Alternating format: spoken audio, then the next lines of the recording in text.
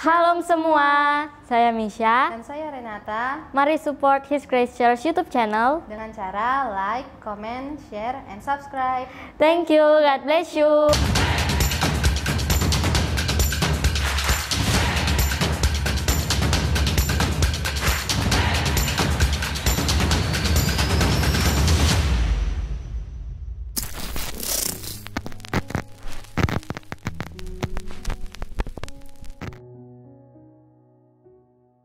Baptisan yang kita lakukan pada saat ini sebagai penurutan terhadap firman Tuhan, di mana Tuhan memerintahkan supaya kita melakukan yakni baptisan, apa yang diajarkan baptisan dan juga perjamuan kudus. Ini sebenarnya bukan bermula atau sesuatu yang khas Kristen begitu. Ya. Jadi tindakan membaptis ini bukan murni, ya, bukan dimulai dari tindakan gereja perdana, ya. Ataupun baptisan itu bukan berasal dari apa yang dilakukan Yohanes Pembaptis di Sungai Yordan. Nah, sebenarnya kegiatan membasuh diri, membenamkan diri di dalam air ini, pembaptisan ini, atau yang dalam Ibrani tefilah, itu sudah tidak asing dalam kehidupan kebudayaan dari orang Yahudi. Ya. Orang Yahudi biasanya ketika mereka mau menyucikan diri, contohnya perempuan, selesai dia melewati masa menstruasi misalnya, ataupun sesudah dia melahirkan anak, maka dia diperintahkan oleh hukum Taurat untuk mentahirkan dirinya, yaitu caranya dengan bagaimana dia membenamkan tubuhnya mulai dari kaki sampai dengan kepala itu ke dalam air, ya. Itu merupakan simbol pentahiran. Ataupun biasanya kaum di luar Yahudi, ya, orang yang bukan Yahudi, orang yang bukan Israel asli, mau menjadi penganut agama Yudaisme, maka dia akan melakukan upacara baptisan supaya dia menjadi bagian dari umat percaya Allah, atau menjadi bagian dari umat Allah, orang yang mengenal Tuhan, takut akan Tuhan, dan hidup sesuai dengan tuntutan hukum Taurat. Maka mereka akan mengadakan pembaptisan. Nah, kalangan ini dikenal dengan sebutan sebagai golongan orang-orang yang takut akan Allah atau proselit begitu. Jadi tindakan baptisan ini sebenarnya bukan tindakan yang murni dari gereja atau dari Yohanes Pembaptis, tapi ini sudah satu kegiatan yang sudah sangat familiar dalam kehidupan orang-orang Israel di masa kuno, ya. Dalam ritual keagamaan Yudaisme yang namanya baptisan atau tefilah ini merupakan satu kegiatan yang sudah lazim, yang bukan khas Kristen malah. Nah, oleh karena itu di dalam kita memahami awal mula pembaptisan, kita harus melihat sejarahnya berdasarkan latar belakang dari umat Yahudi. Karena Yesus maupun Yohanes Pembaptis itu melakukan hidup sesuai dengan apa yang dituntut di dalam agama Yahudi. Mereka tidak melepaskan keyahudian mereka sebenarnya. Awal mula baptisan jelas merupakan atau diadopsi dari kegiatan peribadatan, ritual peribadatan, ritual keagamaan yang sudah sangat familiar, yang sudah sangat lama, yang sudah sangat membudaya di dalam kehidupan umat Yahudi. Ya, mereka yang dibaptis, ya, mereka masuk dalam prosesi upacara tefilah, itu adalah mereka yang dari kalangan non-Yahudi yang mau masuk menjadi seorang penganut agama Yahudi, dan juga mereka para perempuan yang mau mentahirkan dirinya. Mereka akan melakukan upacara tefilah, yang ritual tefilah atau ritual pembaptisan ini dengan cara membenamkan dirinya masuk ke dalam air. Dari bawah kaki sampai dengan kepalanya itu betul-betul ada di bawah, dibenamkan di dalam air. Makanya kata tefilah ini identik dengan kata baptiso dalam bahasa Yunani. Nah, di dalam ritual kegiatan mengenai yang berkaitan dengan air, orang Yahudi itu biasanya melakukan 3 ritual keagamaan. Yang pertama tefilah, baptisan dengan cara membenamkan seluruh bagian tubuh mulai dari kaki sampai kepala ke dalam air, dan itu dilakukan oleh kalangan proselit dan juga perempuan yang mau mentahirkan diri setelah melahirkan atau setelah melewati masa menstruasi. Kemudian yang kedua yaitu tindakan membasuh tangan dan kaki yang sering dilakukan oleh para imam sebelum mereka melayani di Bait Allah. Yang ketiga itu tindakan untuk membasuh tangan ketika orang Yahudi itu mau sembahyang, mau melakukan mau makan, sebelum makan itu sudah teramat sering dilakukan. Jadi 3 ritual yang berkaitan dengan air ini harus dengan jujur kita katakan itu berasal dari kebiasaan atau kegiatan ritual keagamaan yang memang sudah sangat familiar, yang sudah sangat membudaya sejak lama telah dilakukan oleh orang-orang Yahudi. Nah, kaum Rabini kemudian selanjutnya mengajarkan kepada orang Yahudi bahwa ketika seseorang mau membersihkan spiritual jiwanya dari kekotoran spiritual, maka dia harus melakukan prosesi seperti pembaptisan. Dia harus membenamkan jiwanya ke dalam air yang memurnikan jiwanya, yang memurnikan atau membersihkan jiwanya dari kekotoran spiritual. Nah, ajaran rabbinik inilah yang akhirnya ditiru atau diteruskan oleh Yohanes Pembaptis di dalam pelayanannya. Jadi ketika Yohanes Pembaptis melakukan pembaptisan, itu memang ditujukan semata-mata untuk pertobatan. Nah, apa yang dilakukan oleh Yohanes Pembaptis ini juga dilakukan oleh Tuhan Yesus dan juga diteruskan oleh para murid dan seterusnya sampai pada gereja hingga pada saat ini. Jadi awal mula pembaptisan itu merupakan penyerapan sebenarnya yang diambil orang percaya dari kebiasaan orang-orang Yahudi. Hanya saja maknanya ini jauh lebih dalam, bagaimana baptisan itu bagi orang percaya merupakan persekutuan terhadap kematian dan kebangkitan Tuhan yang diawali tentunya dengan pertobatan. Ketika seseorang dibaptis, itu merupakan deklarasi sebenarnya kepada banyak orang bahwa kehidupan lamanya sudah mati, kini dia menjadi manusia baru yang hidup di dalam dimensi yang baru, melayani Tuhan, melayani kehendaknya, hidup, menghambakan diri untuk melayani kebenarannya Tuhan. Demikian. Kenapa orang Kristen beribadah di hari Minggu? Yang pertama yang harus kita pahami bahwa orang Kristen itu tidak menguduskan hari Minggu selayaknya orang Yahudi menguduskan atau mengkhususkan hari Sabat. Dan bagi orang Kristen, hari Minggu bukan menggantikan hari Sabat, hari yang dirayakan atau dijadikan orang Yahudi sebagai hari peribadatan mereka. Hari Minggu, kenapa orang percaya merayakan atau beribadah di hari Minggu? Ini sebenarnya merupakan satu tindakan anamnesis. Ya, apa itu anamnesis? Yaitu peringatan. Apa yang diperingati? Yaitu sebagaimana yang ditulis di dalam Injil Markus 16 ayat yang kedua. Murid-murid itu sebenarnya sedang melakukan peringatan di hari pertama atau hari Minggu bagi kita saat ini. Dalam rangka mereka memperingati hari kebangkitan dari Tuhan Yesus Kristus. Jadi gereja mula-mula itu beribadah di hari yang pertama, atau kita saat ini menyebutnya itu sebagai hari Minggu, itu dikarenakan sebagai bentuk atau refleksi mereka merayakan kebangkitan dari Tuhan Yesus Kristus, sehingga di situ ada puji-pujian, ada luapan kegembiraan.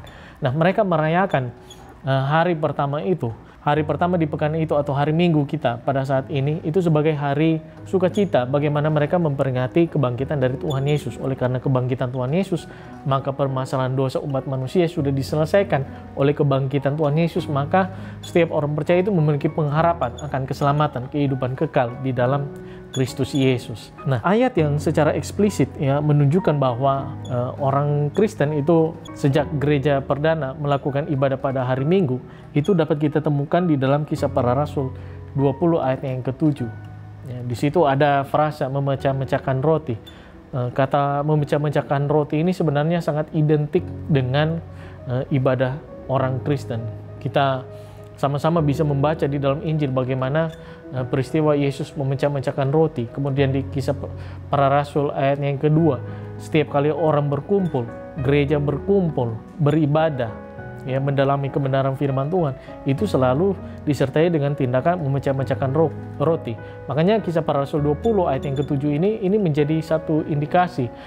Inilah kebiasaan yang dilakukan oleh gereja mula-mula untuk menjadikan hari pertama pada pekan itu atau hari Minggu kita pada saat ini sebagai hari perayaan untuk memperingati kebangkitan, hari sukacita orang percaya, kebangkitan Tuhan Yesus yang mengalahkan maut dan yang memberikan pengharapan akan keselamatan dan kehidupan kekal. Selanjutnya dalam 1 Korintus 16 ayat yang kedua, di situ dikatakan pada hari pertama dari tiap-tiap minggu hendaklah kamu masing-masing sesuai dengan apa yang kamu peroleh menyisihkan sesuatu dan menyimpannya di rumah, supaya jangan pengumpulan itu baru diadakan kalau aku datang.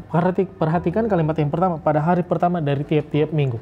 Pada hari itulah pengumpulan uang yang dipakai untuk sebagai persembahan yang menopang kehidupan dari jemaat-jemaat Kristen yang menderita kesusahan itu akan dilakukan pada hari-hari pertama tiap-tiap minggu. Ini mengindikasikan bahwa dalam sejarah perkembangan gereja, kebiasaan untuk merayakan atau kebiasaan untuk beribadah pada hari Minggu dalam rangka memperingati, menghayati kebangkitan dari Tuhan Yesus, merayakan kebangkitan Tuhan Yesus, itu ternyata sudah dilakukan atau dijadikan sebagai ibadah, ya, hari untuk beribadah, hari di mana orang percaya itu bersuka cita, memuji menyembah Tuhan, hari di mana orang percaya itu memanfaatkan perkumpulan itu untuk mereka diajar oleh rasul-rasul, sekaligus dalam kegiatan itu mereka melakukan, ya, pengumpulan persembahan yang diberikan untuk memenuhi kebutuhan dari orang-orang Kristen yang mengalami kesusahan.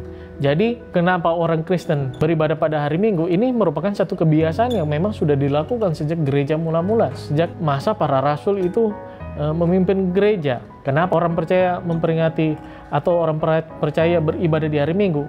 Karena itulah kebiasaan yang dilakukan oleh gereja mula-mula dalam mereka menghayati, memperingati, merayakan hari kebangkitan dari Tuhan Yesus. Kita harus memahami bahwa sakramen, yaitu perjamuan kudus, itu merupakan tanda dan meterai bagi orang percaya. Kenapa perjamuan kudus disebut sebagai tanda? Karena ketika kita makan roti dan juga yang dijadikan tubuh Tuhan Yesus dan meminum anggur yang dijadikan sebagai darah Tuhan Yesus, itu sebenarnya kita sedang menikmati apa yang tidak kelihatan sebenarnya, berkat rohani yang tidak kelihatan, itulah yang akan kita nikmati.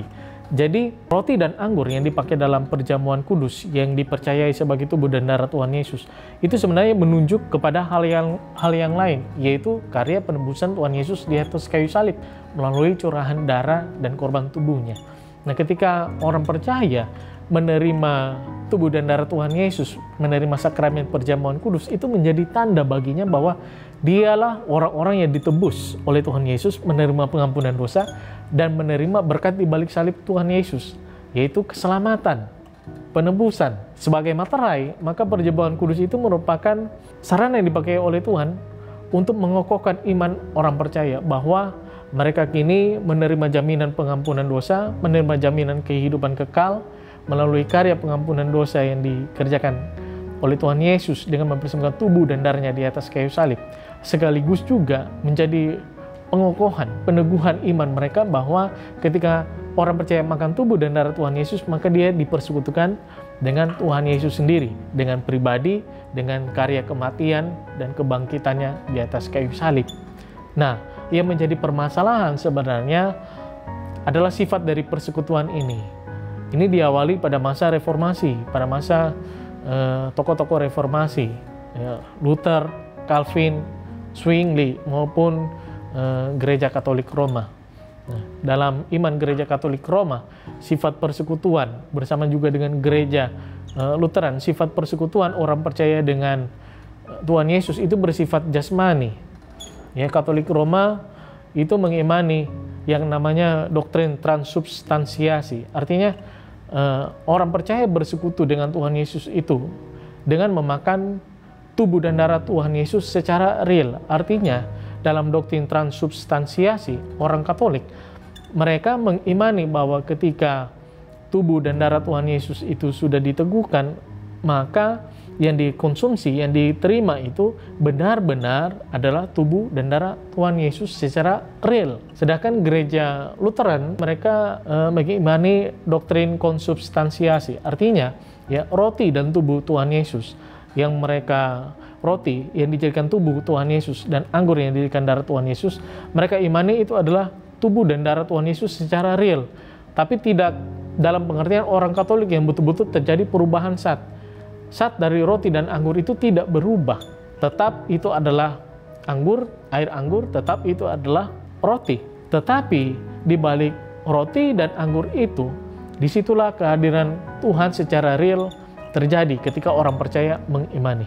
Jadi orang Katolik memandang bahwa ketika mereka melakukan perjamuan kudus terjadi perubahan zat. Roti dan anggur itu betul-betul menjadi tubuh dan darah Tuhan Yesus secara real. Sedangkan gereja Lutheran mengimani bahwa betul Tuhan Yesus hadir secara real, hanya tidak secara jasmani begitu. Roti dan anggur itu itu tidak berubah menjadi tubuh dan darah Tuhan Yesus yang sesungguhnya. Itu adalah tetap roti dan air anggur biasa. Tetapi di balik roti dan anggur itu, Tuhan Yesus itu hadir secara real. Nah, kedua pandangan dari transubstansiasi dan konsubstansiasi, sebenarnya ini menekankan kehadiran Tuhan secara jasmani. Nah, tokoh reformasi yang lain seperti Calvin dan Zwingli itu tidak mengimani kehadiran Tuhan secara jasmani. Kehadiran Tuhan lebih dihayati dalam sakramen itu secara rohani. Zwingli misalnya mengimani bahwa ketika orang bersekutu dengan tubuh dan darah Tuhan Yesus melalui sakramen perjamuan kudus, maka kehadiran Tuhan itu tidak bersifat jasmani. Tuhan Yesus itu tidak perlu turun dari sorga memberikan tubuh dan darahnya bagi orang yang melakukan perjamuan kudus. Kehadiran Tuhan itu seperti secara rohani, seperti ketika kita menghayati kematiannya saja, bahwa Tuhan Yesus betul pernah hadir di tengah-tengah dalam dunia dan memberikan tubuh dan darahnya sebagai korban pengampunan dosa di atas kayu salib kurang lebih 2000 tahun yang lalu. Jadi Zwingli memahami bahwa penghayatan terhadap kehadiran Tuhan itu sifatnya secara rohani saja. Nah, Calvin ini menyikapi kehadiran Tuhan secara dalam sakramen perjamuan kudus itu secara dinamis. Artinya tubuh dan darah Tuhan Yesus itu tidak berubah, ya, tidak berubah. Tetapi kehadiran Tuhan itu lebih dipandang sebagai kehadiran yang aktual. Sama ketika orang membaca firman Tuhan, di situ Tuhan juga hadir secara rohani. Begitu juga ketika perjamuan kudus dilakukan, Tuhan pun hadir secara rohani. Jadi menurut Calvin, Tuhan itu tidak terikat kehadirannya oleh zat roti dan zat anggur itu. Tuhan tetap menyertai dan hadir dalam kehidupan orang percaya ketika mereka berdoa, ketika mereka beribadah, ketika mereka membaca firman Tuhan, dan ketika mereka melakukan sakramen perjamuan kudus.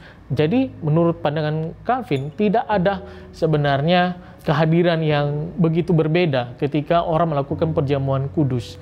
Kehadiran Tuhan itu tetap menyertai orang percaya, sama kualitasnya ketika mereka beribadah maupun ketika mereka membaca firman Tuhan. Jadi awal mula sebenarnya pertentangan mengenai perjamuan kudus ini adalah soal bagaimana sifat persekutuan itu, apakah secara jasmani ataukah secara rohani. Apakah perjamuan kudus, roti dan anggur itu berubah zatnya ataukah tidak. Semoga apa yang disampaikan ini bisa menambah pemahaman kita.